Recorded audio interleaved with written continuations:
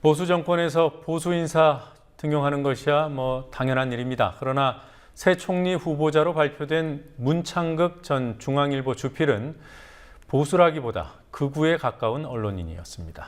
야권에서는 극우 꼴통 세상이 열린다는 반응까지 나왔습니다.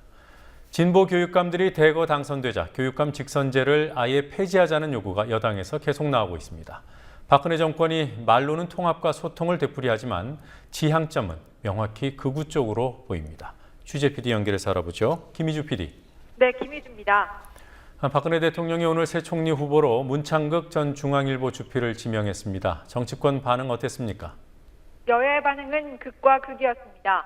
새누리당은 문창극 총리 내정자를 국민 눈높이에 부합하는 인사라며 치우치지 않는 균형 감각을 바탕으로 국정 운영에 건전한 지향점을 제시해왔다고 평가했습니다. 반면 새정치민주연합은 국민 요구와 정반대 인사라고 비판하면서 국민을 위한 인사가 아니라 박근혜 정권을 위한 인사라고 강조했습니다. 문 총리 내정자는 대표적인 극우 논객으로 꼽힙니다. 청와대가 문 내정자를 발탁한 것은 6.4 지방선거 때 잃어버렸던 충청권의 민심을 되찾으려는 것은 물론 강경 보수 기조를 계속 유지하겠다는 의지로 보입니다. 이병기 국정원장 내정자는 남재준 국정원장 사퇴 후 1순위로 거론된 친박 후보였다는 점에서 예견된 인사로 풀이됩니다. 박근혜 대통령 오늘 6.4 지방선거 결과에 대해서도 한마디를 했더군요. 네, 그렇습니다. 박근혜 대통령이 6.4 지방선거 결과에 대해 언급한 것은 오늘이 처음입니다.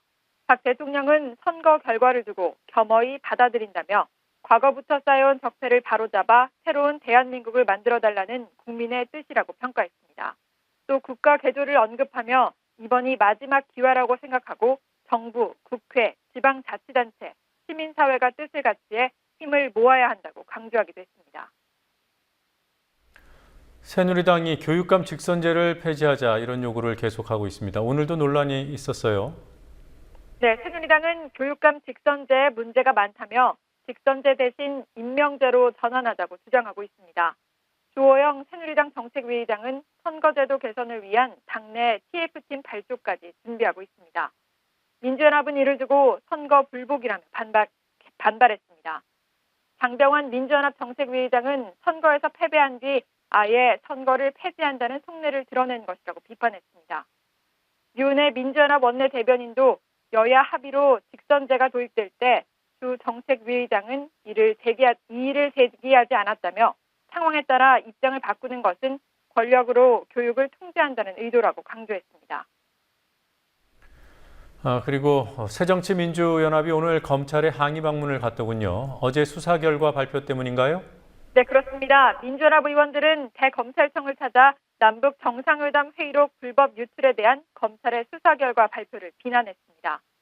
신경민 최고위원은 검찰이 NLL 대화록 유출 사건을 전혀 관계가 없는 국정원 여직원 셀프 감금 사건과 묶어 발표하면서 국민에게 혼란을 주는 교활한 방법을 썼다고 지적했습니다.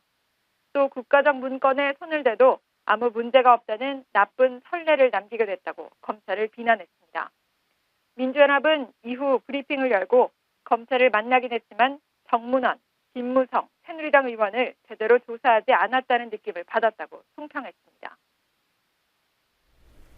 한민구 국방장관 후보자의 아들이 군 복무 중에 특혜 휴가 의혹을 사고 있습니다. 어떤 내용입니까?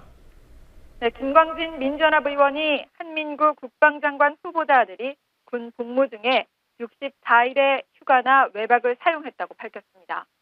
64일의 휴가 중 정기 휴가는 일반 병사와 비슷한 26일이었지만 성과제 외박, 포상 휴가, 청원 휴가는 모두 38일로 정기 휴가보다 많았습니다.